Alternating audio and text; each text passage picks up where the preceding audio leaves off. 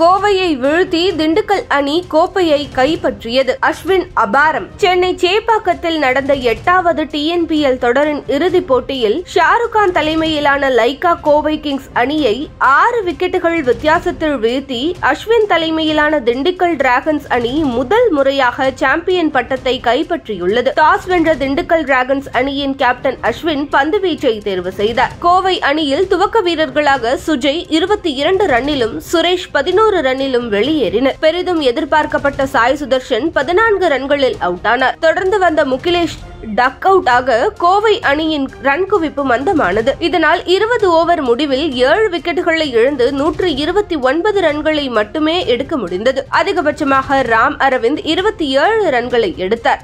130 என்ற எளிதான இலக்கை எட்டுவதற்காக தொடக்க வீரர்களாக களம் இறங்கிய திண்டுக்கல் அணியின் விமல் 9 ரன்களிலும் சிவம் சிங் 4 ரன் எடுத்தும் அவுட் ஆகி அணிக்கு அதிர்ச்சியை கொடுத்தனர். இக்கட்டான நிலையில் களமிறங்கிய கேப்டன் அஸ்வின் சிறப்பாக விளையாடி அரை சதம் அடித்தார். இவருக்கு உறுதுணையாக பாபா இந்திரஜித் 32 ரன்களை சேர்த்தார்.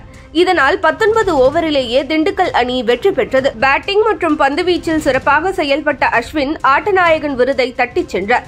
முதல் முறையாக சாம்பியன் பட்டம் வென்றுள்ள திண்டுக்கல் டிராகன்ஸ் அணிக்கு வாழ்த்துக்கள் குவிந்த வண்ணம் இருக்கிறது.